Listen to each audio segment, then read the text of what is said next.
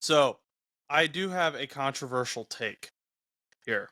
And I don't think it should be that controversial, but it is controversial because I brought it up in a Discord server a few days ago and I got jumped on, and it's filled with Eagles fans, so that's probably why. I think, and I'm still of the opinion that Christian McCaffrey or Tyreek Hill should get the MVP award, but the reality of it is it's a quarterback award. So I think if there's a quarterback to give it to, Dak Prescott should be in the conversation for it. So just right off the bat, what do you think about that? Well, no doubt that is a very controversial take. I do not see it that way. I think there's a lot of quarterbacks who've stepped up in just as big ways, if not bigger ways, for their own teams. And the biggest name that comes to my mind is C.J. Stroud. I think that's an example of a quarterback who was the most valuable to their team. Right. I think there are plenty of other quarterbacks who could have had this type of Cowboys offense and done just as well. But for the turnaround the Texans have had, I think C.J. Stroud has made a much better argument that as a quarterback, he's had a much bigger impact on his team. So for the MVP specifically, I think C.J. Stroud has earned that. And the crazy part of this for him is he is a rookie, so who knows where he's going to go? Maybe this is his worst year on his. Hopefully, this is his worst year of his career, and it's going to start out this way. But for C.J. Stroud, I think for him, I see much more value in having him as a team and in what he's done to turn around the Texans than I see in Dak Prescott and the Cowboys. Okay, so I don't have CJ Stroud's stats broken down as far as I have these guys. I do have his stats here, though, since you mentioned him. I have Patrick Mahomes, Jalen Hurts, and Dak Prescott's, though, because Mahomes and Jalen are the two that tend to be leading the conversation, it seems. And I believe, last I checked, still have the best odds to win the MVP. CJ Stroud was a little lower, presumably because he is a rookie, like you mentioned. So Dak, 26 touchdowns. That's going to lead that column. 6 interceptions. That's the lowest number in that column. He has 2 rushing touchdowns. 70.1% completion rate. 3,234 yards. That leads that column. And he has a 108.3 passer rating. So very good numbers there from Dak Prescott. Jalen Hurts, 18 touchdowns, 10 interceptions, 11 rushing touchdowns, which I thought about this after we started. I'd be curious to see how many of those are tush-push touchdowns on the 1-yard line. But I don't have those numbers. I think that's probably more of a next-gen stat that I don't have access to right now. 67.6% completion rate, 2,697 passing yards, 94.9 passer rating. Patrick Mahomes, 21 touchdowns, 9 interceptions, 0 rushing touchdowns, 68.1% completion, which a lot of that's probably on his receivers, 2,917 yards, and a 96.3 passer rating. So Dak Prescott leads in touchdowns, completion percentage, yards, and passer rating. And just for giggles, I've got CJ's here. 63.7 completion percentage, 3,266 passing yards, 19 touchdowns, 5 interceptions, and 100.8 passer rating. So actually, of these 3 guys we've listed, CJ does have the most competitive numbers with Dak. But Dak has more touchdowns, better completion percentage, more yards, and a better passer rating. I think people just love to hate on Dak Prescott because he is the Cowboys quarterback. He hasn't always been the best in his position. He still isn't the best. I'm not arguing that he's a top 5 quarterback in the NFL. Yeah.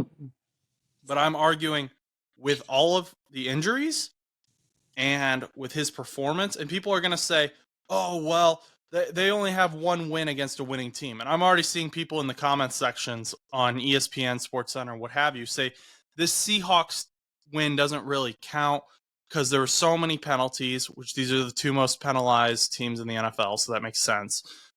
And they're saying, well, they're not a winning team anymore. They're a 500 team.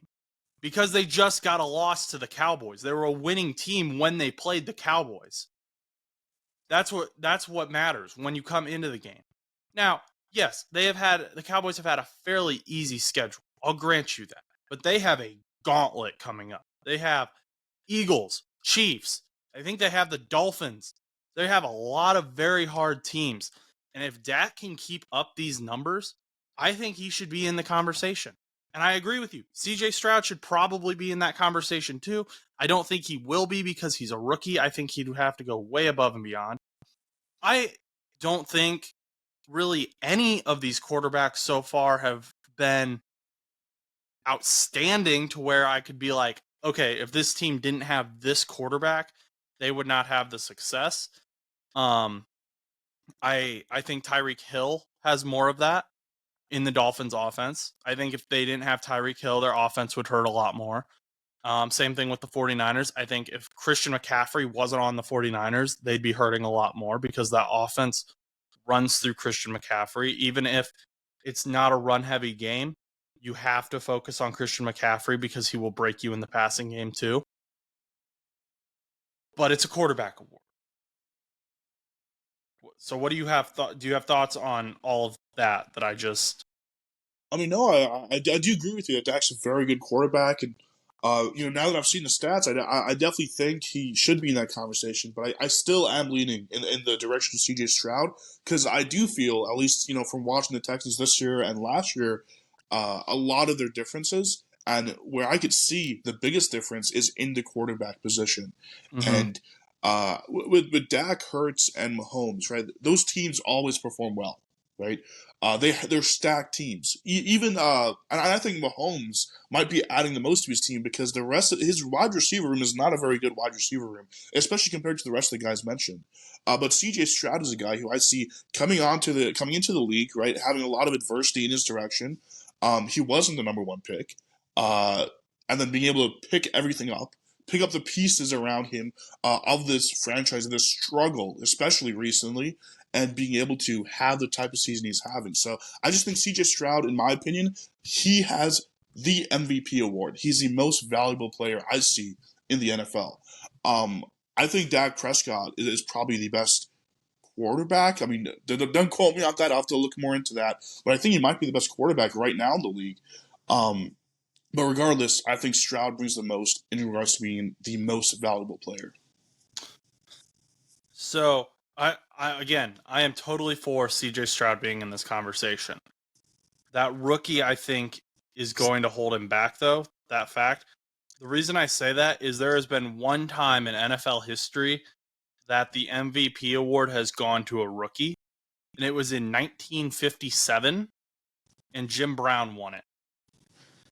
So I tend to lean more towards a veteran getting it. Jim Brown had a phenomenal season, 1,133 rushing yards, 1,133 yards, 942 rushing yards. He had 55 receiving yards. As a rookie in 1957, when there were less games, those are phenomenal stats for that time period. I'm down with CJ Stroud getting it. I'd be fine with CJ Stroud getting it. I think Jalen Hurts is going to end up getting it, and I don't think he should, even though the Eagles have been phenomenal. The Eagles are a great team. They're a juggernaut of a team.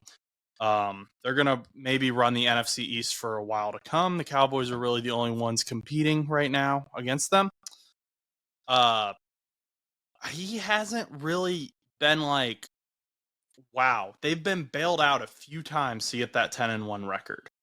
If Marquez Valdes-Scantling catches that ball, the Eagles lose. The refs a couple times have bailed them out. And it's happened on both teams, so I'm not saying the Eagles are totally relying on the refs, but I think that people look at that 10-1 record and they go, okay, Jalen Hurts MVP easy. I don't know. I think Dak makes a case, and it's not like they're relying heavily on the defense, because that's the other argument people make is, Well, Dak Prescott is relying on his defense to prevent points from being put up on the board. He's relying on Deron Bland. If they don't step up, then they lose. Well, we've seen that's proven wrong this past game because the defense did not step up. The defense arguably had their worst game of the season, and the Cowboys still won because Dak put up points. Let's look at the rest of their schedule here in their wins. As soon as I get back to like 2023 here and not the divisional round. I know that they've had a lot of really easy games here. So yeah. So Cowboys Giants 40-0. Defense didn't allow any points. Fair enough. Dak still put up 40 points though, but that was against the Giants. Cowboys Jets 30-10. Jets have one of the better defenses in the NFL. So he still put up 30 points. Cowboys Cardinals. That was a shocker. Cardinals beat them 28-16. But Dak didn't put up points. He only put up 16 points there. 38-3 over the Patriots. 42-10. That was 49ers over Cowboys. Dak once again didn't put up points. Cowboys 20-17 over the Chargers. Chargers just struggle on offense. Neither team really put up a lot of points there. Rams Cowboys 43-20. The point is, I can go through all of these, and the trend pretty much stays the same. When Dak puts up points, the team wins. He's not relying on the defense. That's, I guess, my argument here. I think Dak just needs more credit. Do you have any rebuttal to that at all? I mean, I'm not really disagreeing with you, no. Oh, okay. Okay, cool. So I'll put this, I'm going to clip this and put it on YouTube. And the comment section is either going to have nothing in it or it's going to be Eagles fans and Cowboys fans arguing with each other. One of those two things are going to happen. I'm fine with either one. Just be respectful to each other. That's all I ask. Thanks for watching that video, guys. If you want to check out a most recent full episode of No Buts About It, that's going to be right over here. Yeah, right there. Check that out. And if you just want to see more short clips, we're going to have one right over here for you to watch.